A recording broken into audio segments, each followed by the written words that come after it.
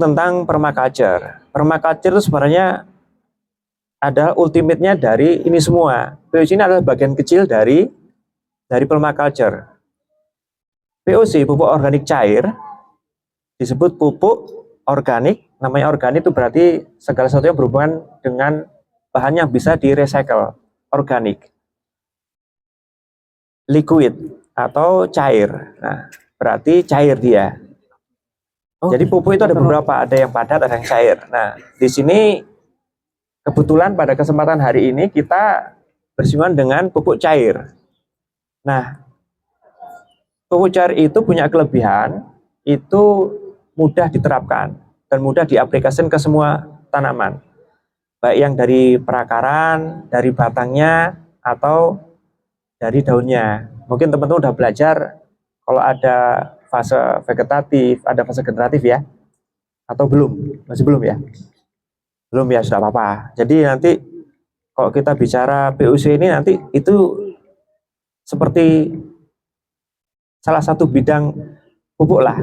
Nanti ya teman-teman juga harus belajar di tanaman itu apa sih? Pupuk kan untuk tanaman ya, untuk tanaman, terus tanaman yang kita makan. Nah, kita bicara organik tujuannya itu akhirnya adalah agar tanaman yang kita konsumsi itu jadi obat, jadi makanan.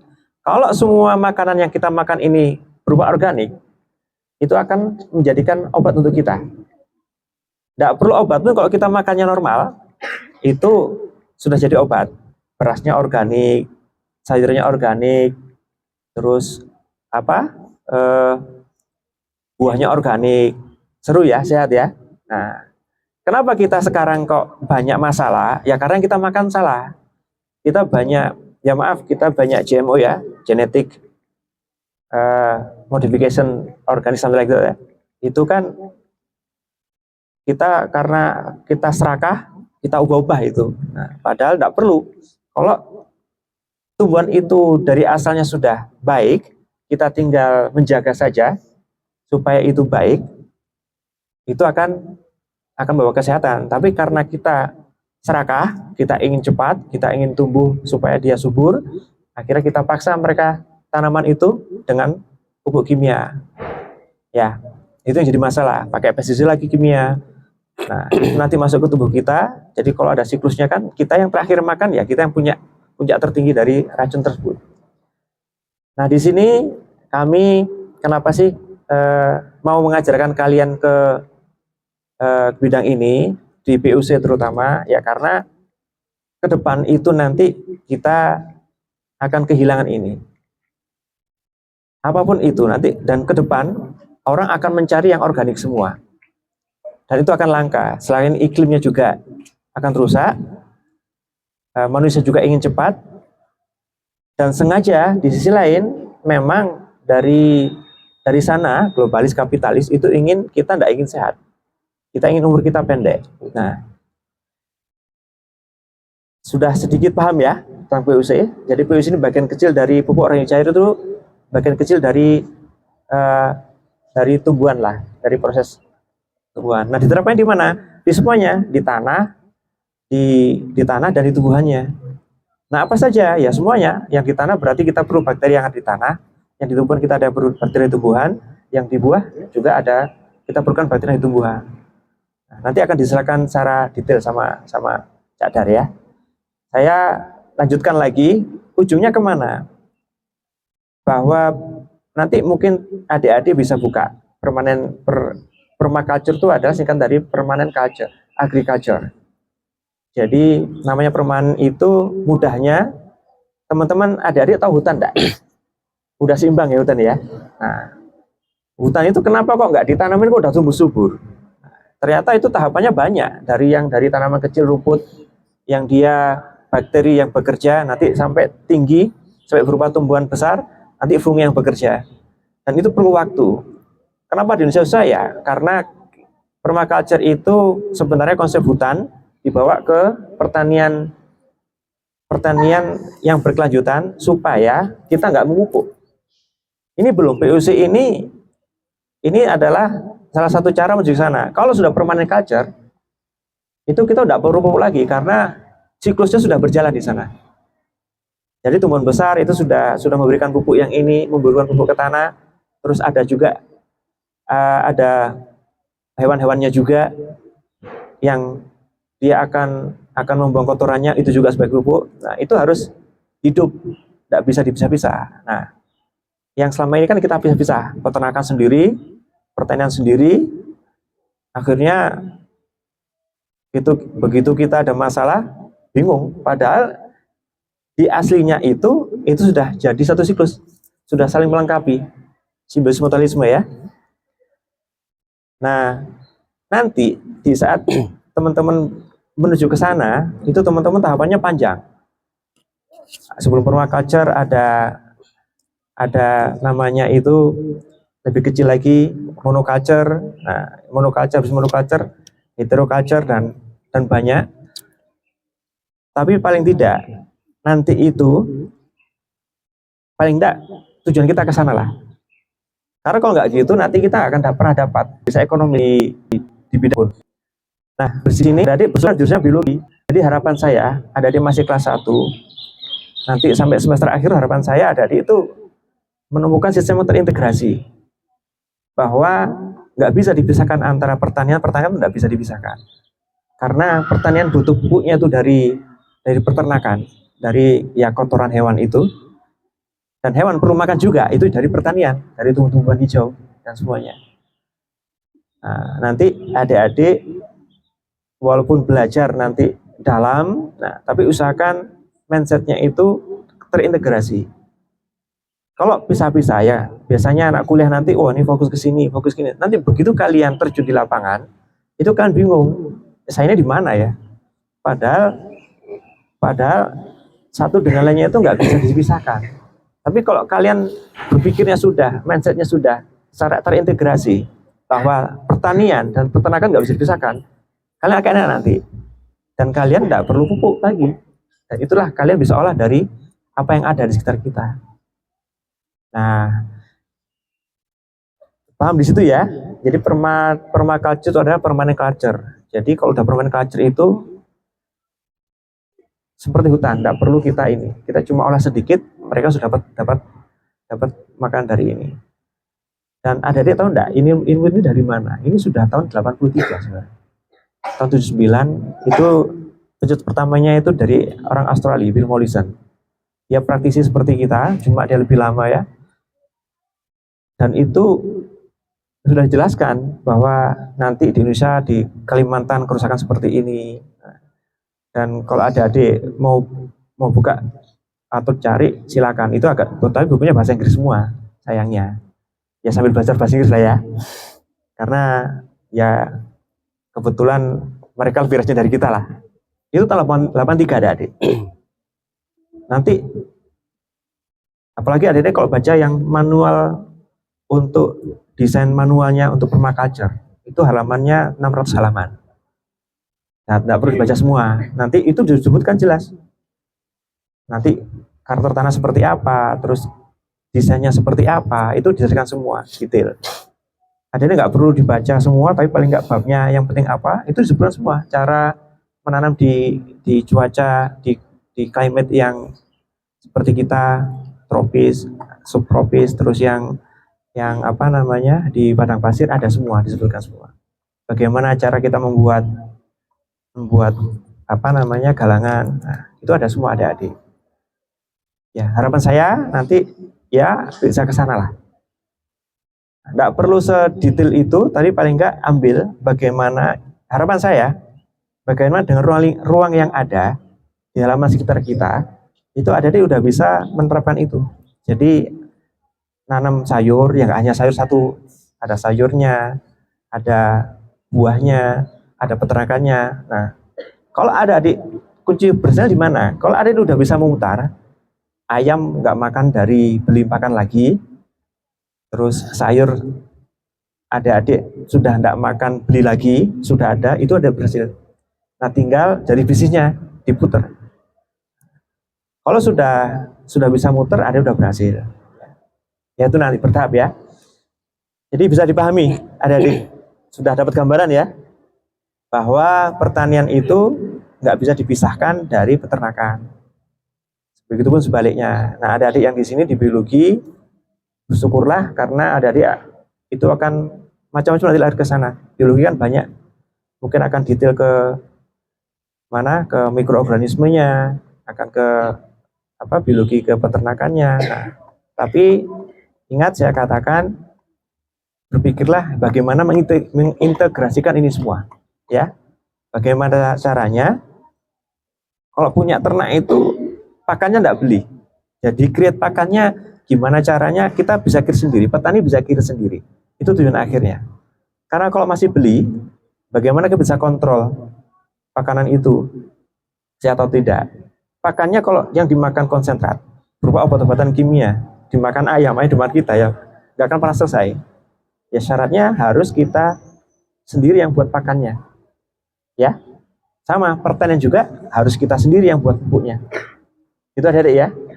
Nah, ini salah satu caranya ya ini kita buat PUC. Itu salah satu buat pupuk organik cair. Itu, Dorin. Baik, mungkin cukup sekian dari saya. Saya harapannya ya dapat 20% dari pemahaman ini. Is oke lah, enggak apa-apa. Nah, saya ucapkan terima kasih. Saya doakan semoga adik-adik selalu punya semangat maupun di semester 1 ya. Jadi semangat yang kuliah, kesempatan ada kok. Jangan khawatir ke depan seperti apa. Tapi dengan pertanian ini kita banyak kesempatan. Jadi nggak usah khawatir. Punya niat yang tulus, yang ikhlas untuk mengembalikan apa yang sudah ada, apa yang Allah ciptakan dengan cara organik itu nanti Anda akan menemukan rezekinya di mana. Jadi ya. Baik, saya kira saya cukup dari sekian dari saya. Mungkin ada pertanyaan? Silakan, ada pertanyaan? Nah, yuk tanya apa saja. Atau bingung malah. Halo. Yang belakang. Wah, ngomong sendiri ya. Ngantuk ya? Ngantuk deh. Ada yang mau bertanya? Silakan. Ayo, masih mau tanya? Silakan. Tanya, yuk. Yes. Miki kalau mana ya? Sampai mana?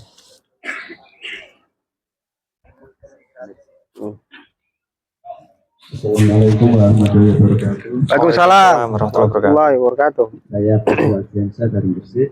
Izin bertanya, kenapa pada POC itu warnanya berbeda? Apa itu menunjukkan pH atau tentang yang lain gitu Pak? Warnanya itu berbeda-beda faktor tanah atau pH gitu. Baik. Nih, Catat. Kalau POC nanti dulu ya. Yang permaculture dulu. Keep dulu ya. Biar enggak apa-apa. Jawabnya enggak apa-apa. Biar enggak lompat-lompat maksudnya nanti aja dulu. Ya, biar sistematik enak gitu ya. Permaculture-nya ada yang tanya? Mungkin kalian enggak pernah mungkin ada pertanyaan gini, ya. Bayangin ya. Pertanian kita itu kenapa selalu mindset stigma yang ada di luar itu begini. Tanam itu harus dirotasi. Habis tanam ini, besok ganti ini, besok ganti ini. Kalau nggak gitu, nggak cuan. Harusnya tanya itu sama beliau. Tanya sama beliau. Nggak kepikiran. Jadi sekarang gini ya, teman-teman harus di mindset, ditanam ya. Halo, yang belakang. Kelihatan nggak? Nggak kelihatan ya? Saya berdiri aja. Yes. Ya. Kalian harus jadi entrepreneur. Walaupun nanti kerja. Ya. Enak, punya dua kaki. Satu dapat bulanan, satu dapat harian. Cuannya banyak, duitnya cepat. Kenapa saya titik beratkan seperti itu? Karena yang di mindset para tani anak muda sekarang nggak mau berarah ke sana, ke inovasi pakan, habis itu perikanan, peternakan, kayaknya nggak keren, benar nggak? Wah, berkotor-kotor dan dananya lusuh, kita rubah. Pertanian itu stylish, keren, duitnya banyak, nggak banyak saya bilang, banyak. Bayangin, POC 1 liter itu berapa? Ini 600 mili ya. 1 liter nambah sidik ya? 40.000 ya. Berapa? 40.000 nih. 40.000 ada juga yang 40.000. Yang guru saya 18 juta. 18 juta. Cemplung, tutup prek, tinggal turun. Kadang-kadang 18 juta. Serius. Duit. Bagi yang tahu. Ini kita sebarin. Maaf, panitia. Panitia. Mau info dapat duit nggak? Kalau mau sini yuk, gabung yuk. Serius ini. Teman-teman, terus terang saya informasikan ya. Kita ikut pelatihan ini itu 2 hari 1 malam, bayar 1 juta. Belum transport kita, biaya kita. Ini kita kasih nyoh. Mau nggak kalian?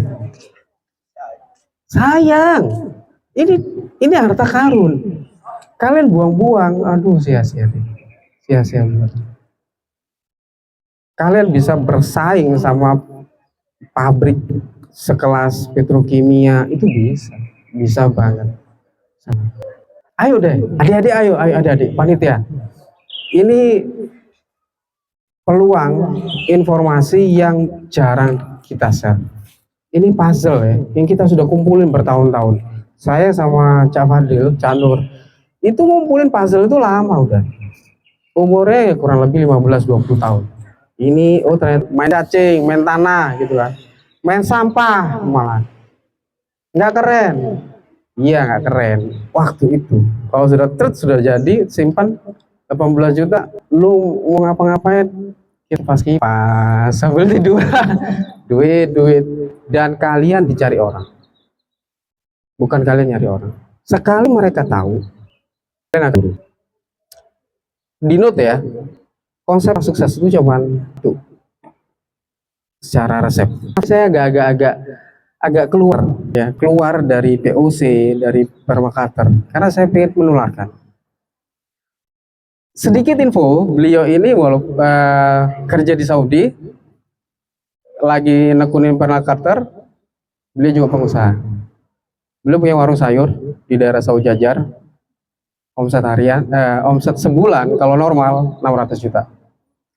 Kalau puasa udah 1 M. Sayur remeh. Itu sayurnya. Kalau ada nggak payu-payu itu rempesan, orang masuk. Jadi lebih mahal dari sayurnya. Memang kan?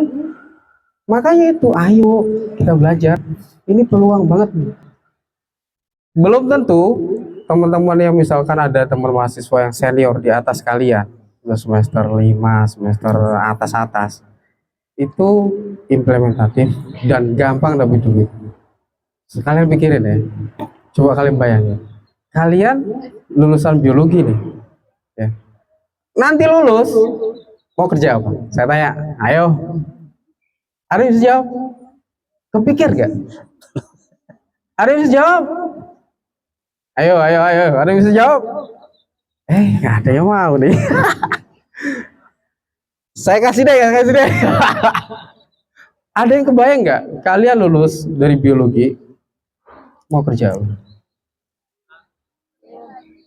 Hah? Kuliah lagi? Kuliah jurusan apa? Mau kuliah lagi? Apa? S2 ke Jepang, ambil jurusan apa tuh? Jepang. Jawab bener. Apa nggak ada yang kayak gitu ya? Ada yang lebih canggih banyak. Kalian coba di YouTube cari tahu, ada 2 orang yang jadi panutan guru kita. Satu namanya Bayu Diningrat. Nih, Bayu Diningrat. Satunya lagi namanya Ayam Angel. Ayam Angel itu dia ahli nuklir. Udah keliling dunia. Pak Bayu tentang tripping itu gimana caranya? Itu seperti itu. Kalau Ayam Angel itu malah dia ngomongnya sudah lebih detail.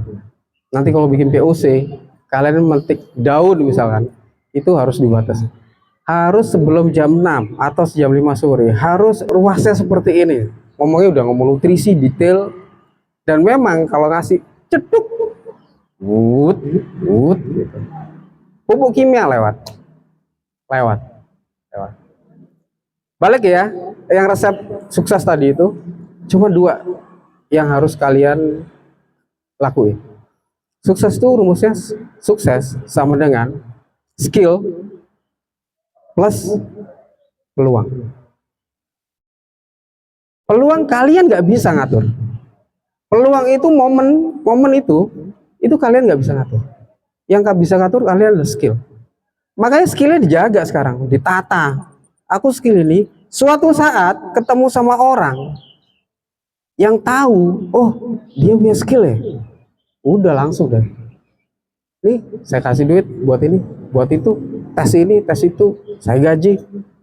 Jadi kalian nggak bingung mau lama kerja, seperti itu. Jadi skillnya kalian asah dulu. Skill apa aja, bisa hubungannya sama biologi, bisa di luar itu, nggak apa-apa. Nah nanti ditunggu, tinggal nunggu momen, ya. Balik ke permaculture, ada yang tanya Bu. Tadi penanya belum jawab ya, kenapa pertanian itu seharusnya nggak perlu dirotasi? Karena kita nyontoh hutan. Kalian tahu hutan, tanamannya bertahun nggak? Apa dirotasi? Tapi kok subur? Ayo, ya kan? Kita tanya. Sama jawaban. Kan? Baik, tadi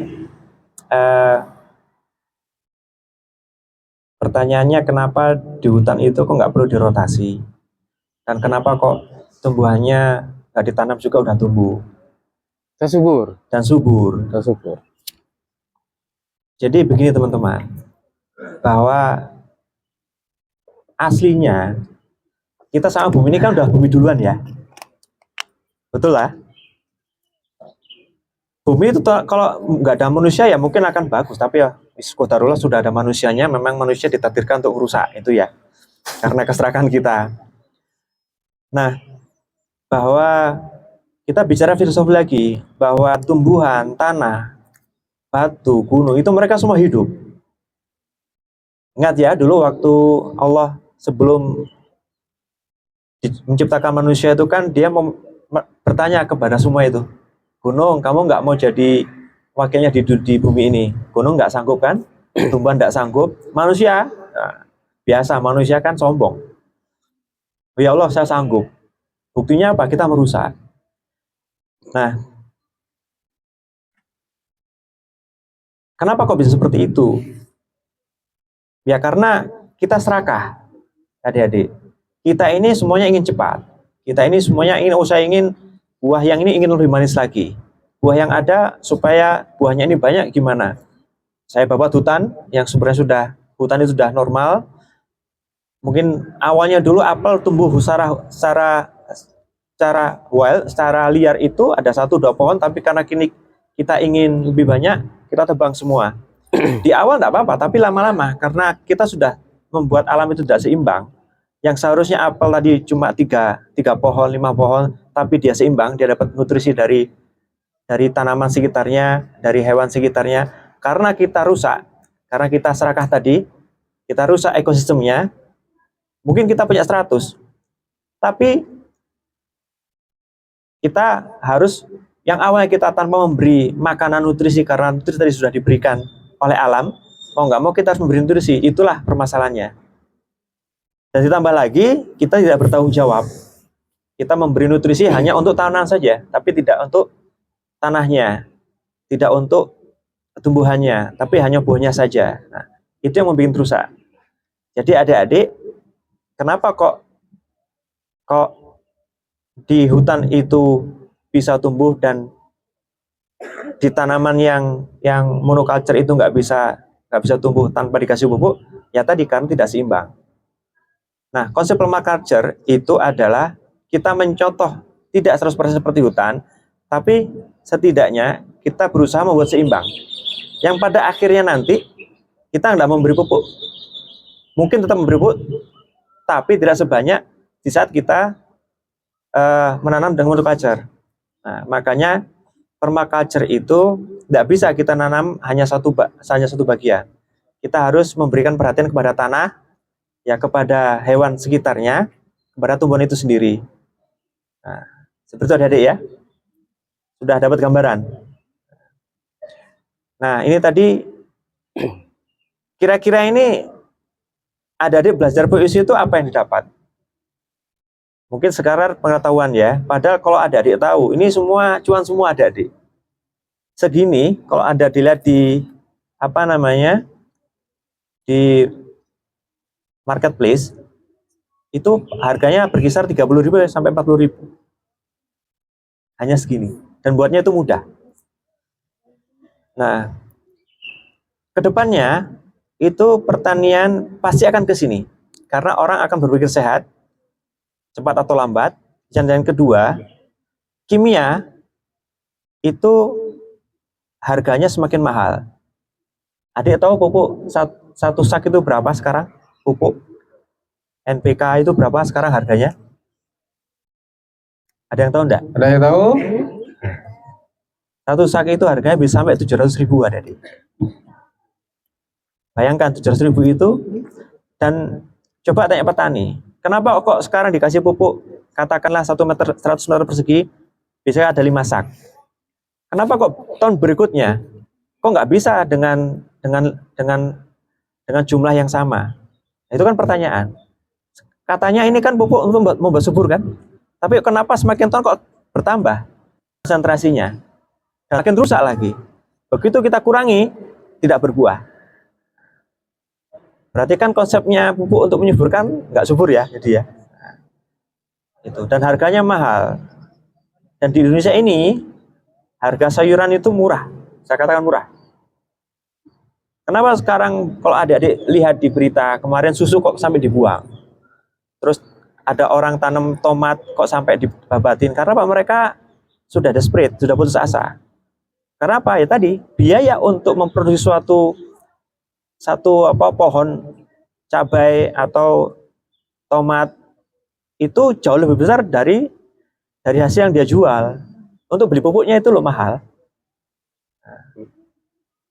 Nah, kalau kita jadi tidak ada alasan lagi kalau kita dengan kimia itu menambah nilai tambah, tidak ada nilai tambah, malah minus iya.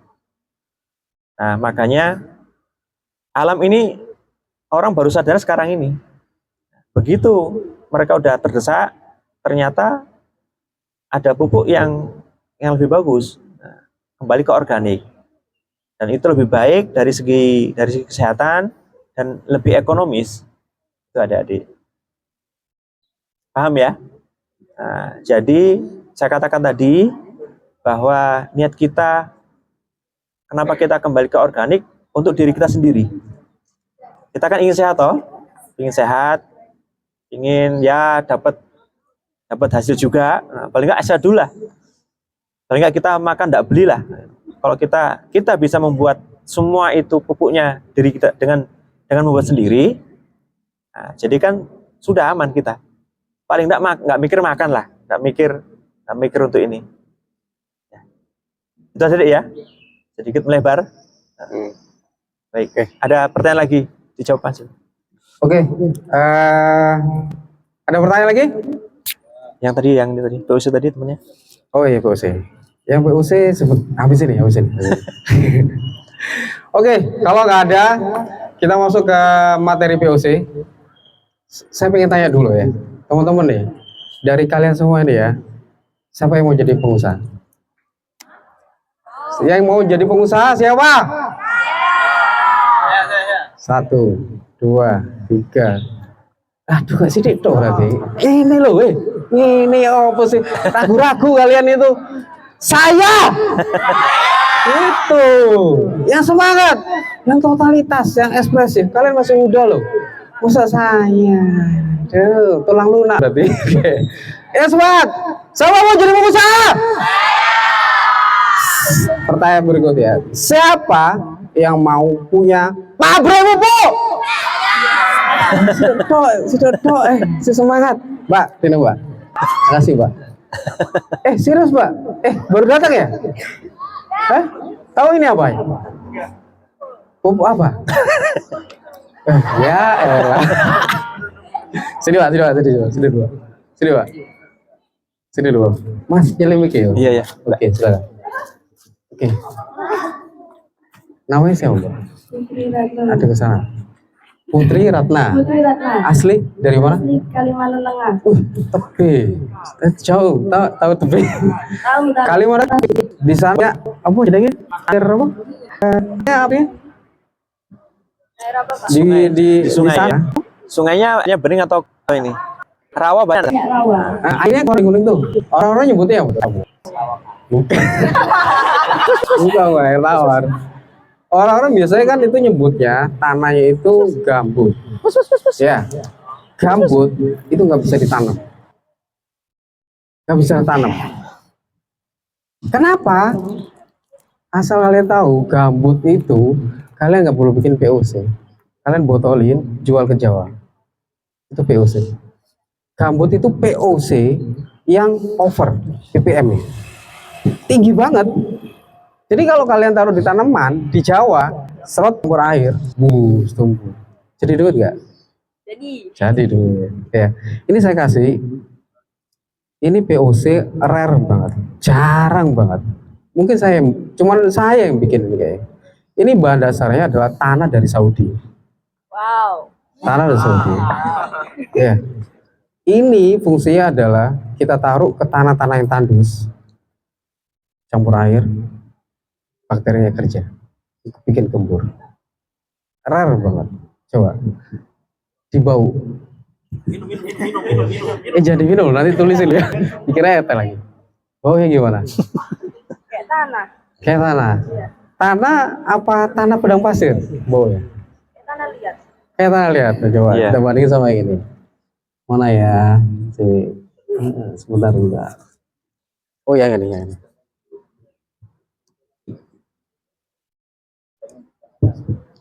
Coba nih.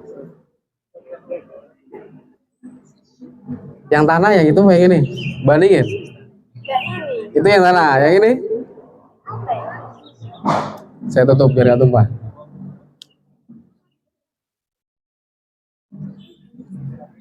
Pernah bau padang pasir nggak? Tanah padang pasir pernah bau belum? Belum. Gitu kayak gitu baunya. Jadi baunya kenapa? Iya, tanahnya saya beli dari sana. Saya dari sana, saya kultur bakterinya.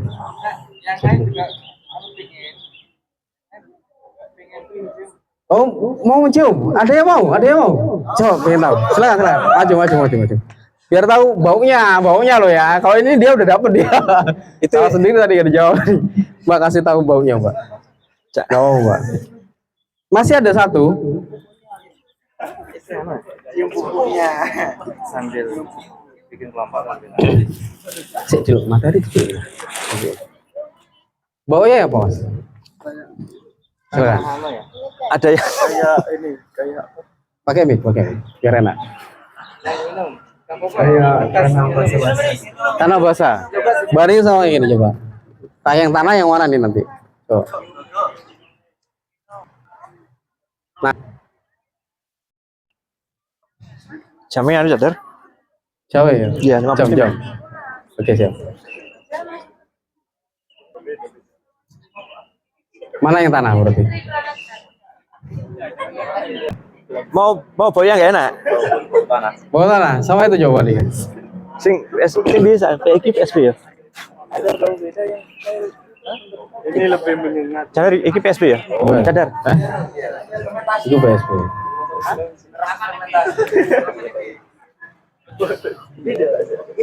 Awas, ini kurang sudah baunya. Jangan deket-deket. Oh yang itu boleh buat Mbak. Siapa tadi Mbak? Putri Ratna. Panggilannya? Bunga. Mbak Bunga. Oke siap. Itu kan isolat ya. Jadi itu biang. Nanti diperbanyak lagi. Banyakin ya. Ada yang mau lagi? Hah? Mau ya. Saya saran cuma satu, aktif, asik. Ya, aktif, asik, saya kasih. Bapak panitia boleh. Bapak panitia boleh ikut. Ada yang saya kasih banyak satu buah